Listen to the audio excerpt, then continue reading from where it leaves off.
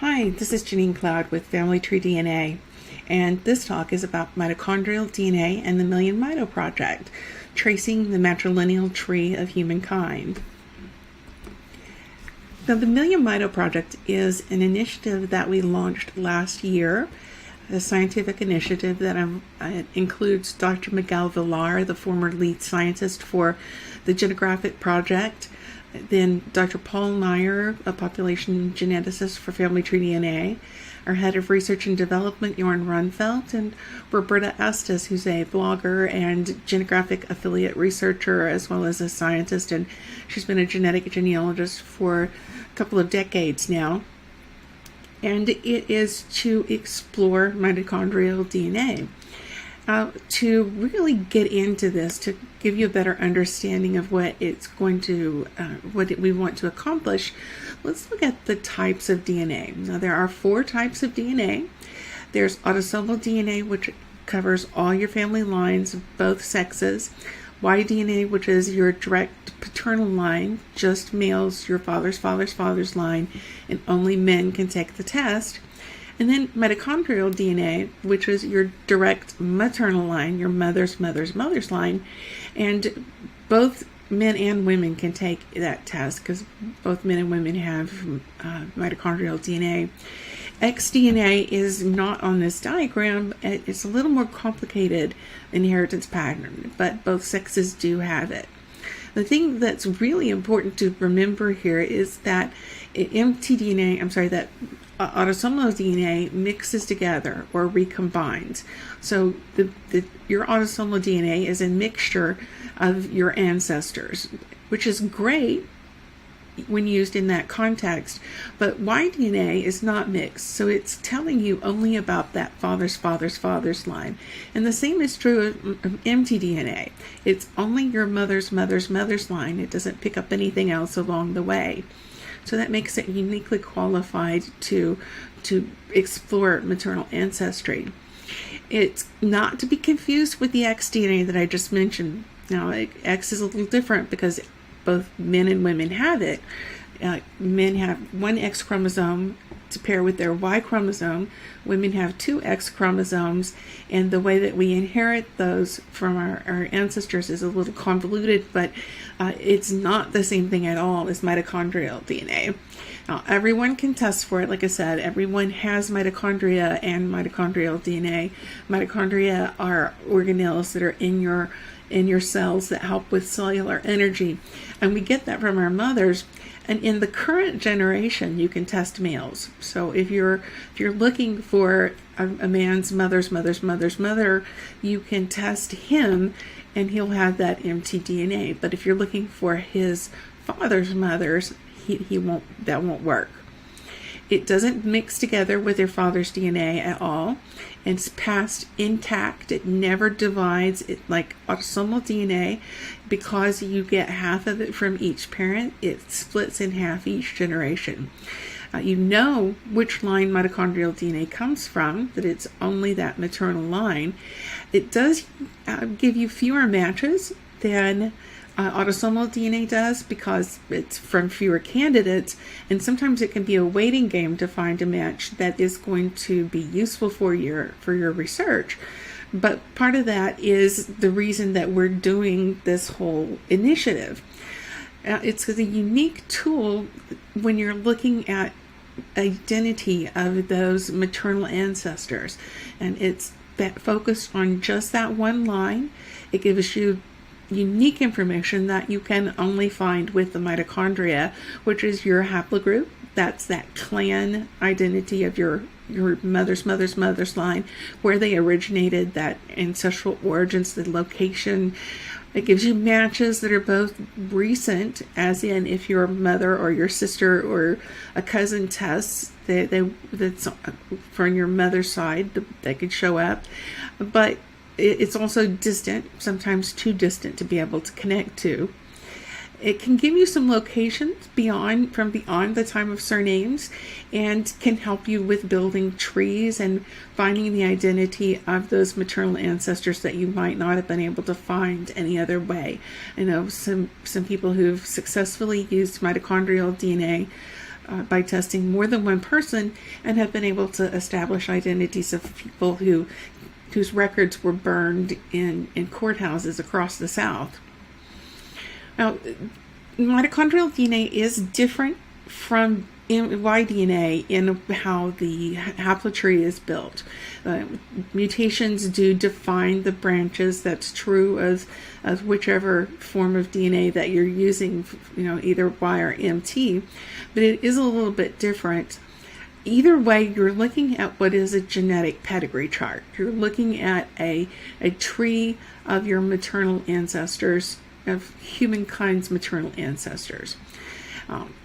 Remember that not all haplogroups are created equal. There are some companies that do provide autosomal testing, mitochondrial haplogroups with your autosomal testing, and that's great. That gives you some good information, but it may not be complete, may not be enough to get the specificity that you need to confirm some ancestors. So to be sure that you have that accurate subclade, you're going to need to take that full sequence test. For example, I tested with 23andMe a few years back and got a haplogroup of H4A1, which is accurate as far as it goes. Now, Living DNA, which is, I tested there a few years later, they're a newer company, and I got H4A1A4B, which I can never remember all those letters, but each one of those is kind of another portion of your address on that tree. And the full sequence results at mtDNA was that's what matched those results. H4A1A4B. It's a European haplogroup, which isn't surprising at all, because my mother's family has no known anything out of the British Isles, so it's not surprising at all. And why this whole discussion, why we're talking about this at all, is because it's important to remember that genetic genealogy is a combination of genealogy and science. Genealogy and science are inseparable when we're talking about genetic genealogy. And while DNA testing is an important tool, like all tools, they do need to be maintained and improved, and that hasn't really happened that much with mitochondrial DNA. The goal for the Million Mito Project is 1 million full mitochondrial sequences with a dynamic haplotree. And by dynamic, I mean that it updates regularly through, every week that it updates. We're looking at the difference. Now, there was a time when that didn't happen with the Y haplotree. Now we're looking at it does do that with the testing that we have now.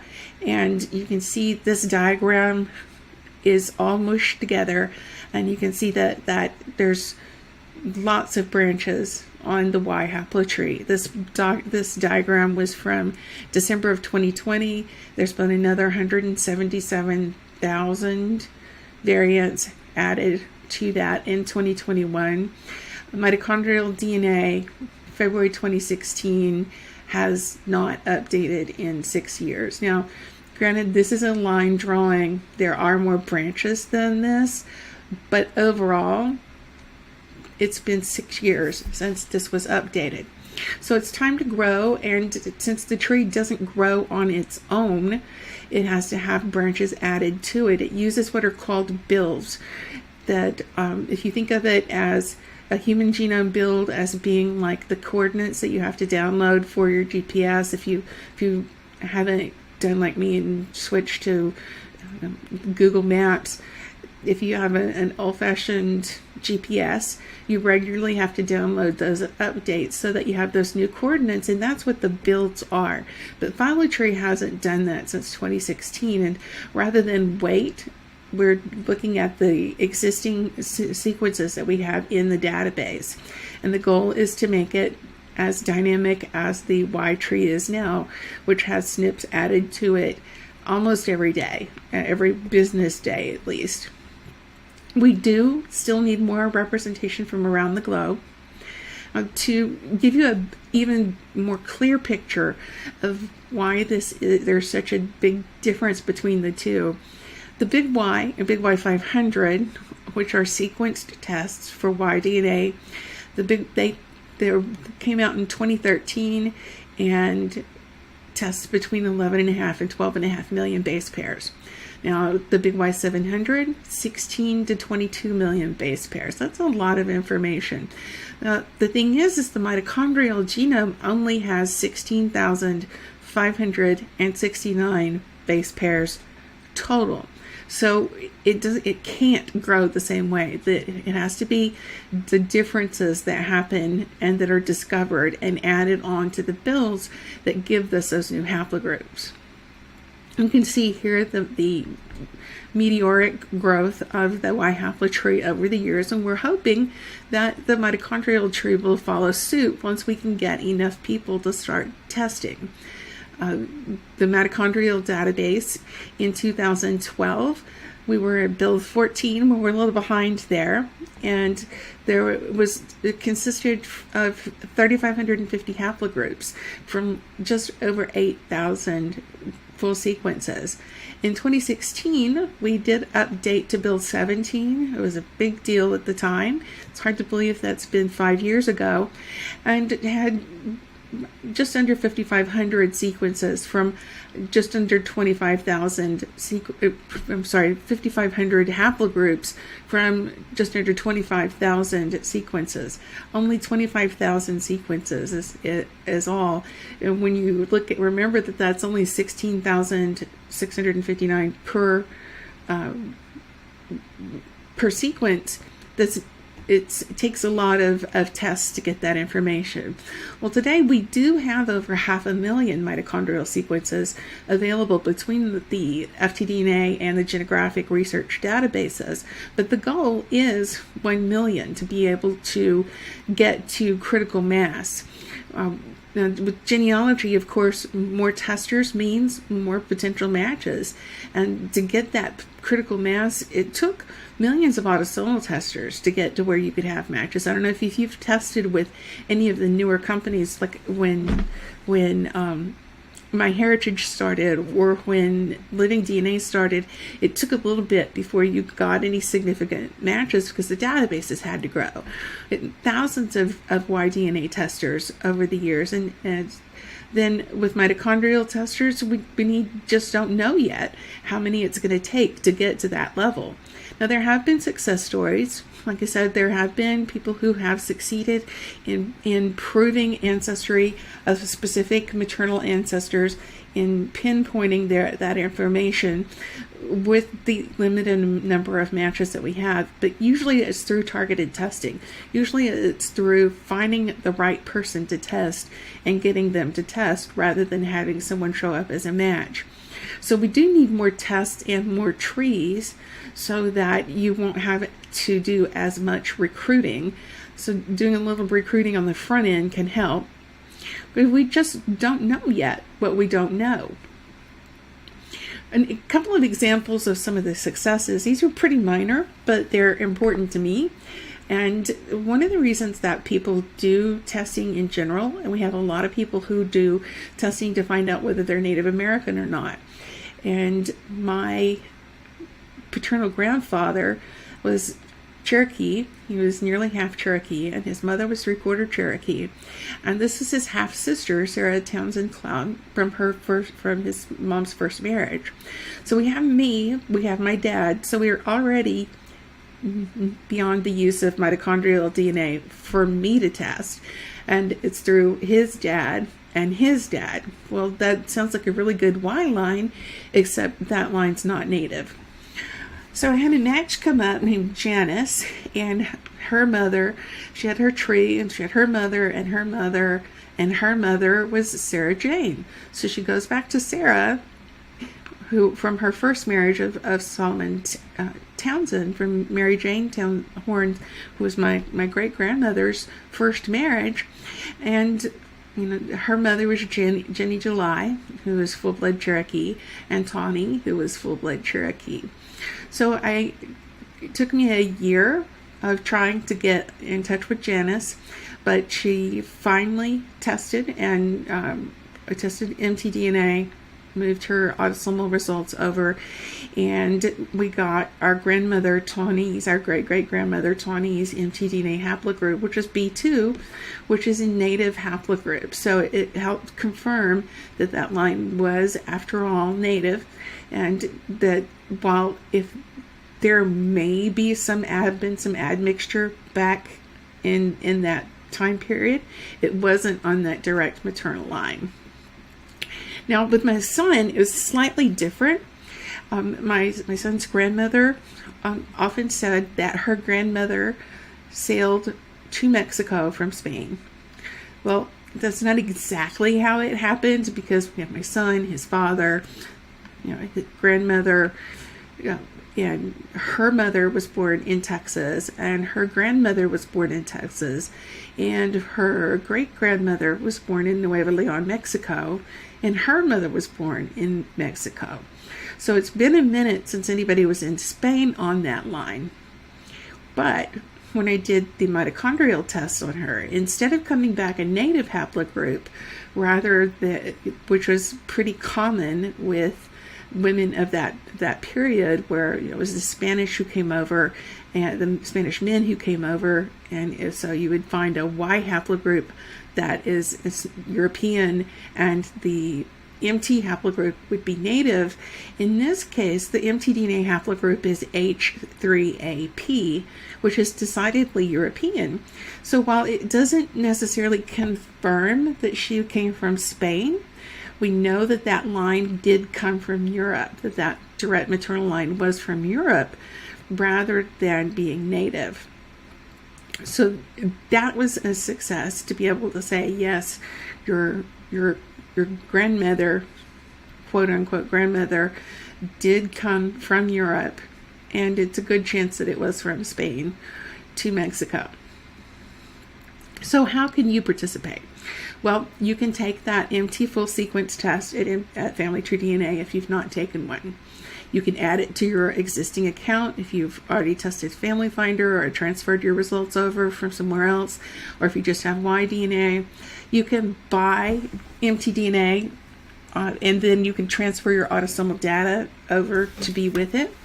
And if you tested with the Genographic Project back between 2005 and 2016, you can upgrade to the full sequence. If you previously bought the lower levels, the HVR1, HVR1 and 2, that we sold before we got the full sequence, or before the full sequence was at a lower price, because when I started working at the company, it was like $339 for an MT full sequence, and now it's $159, unless there's an event special, which there will be for Rootstech, and we have it for various other events. And then you can test other maternal lines. If you're doing research on other ancestors and you've done a Y test for another line, why not do the MT line as well? Encourage others to test. Encourage them to do the mtDNA test, and educate them, the people who say that it's not useful for genealogy. Well, of course, if nobody tests, it's never going to be useful for genealogy.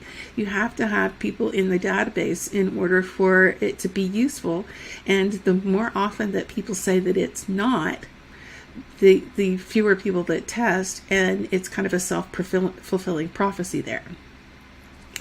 So, as always, when it comes to our genealogical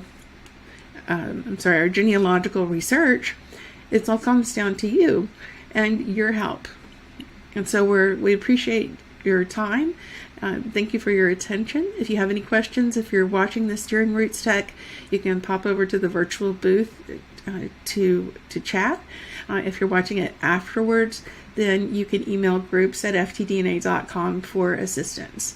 Thank you again, and hope you enjoyed the rest of the conference.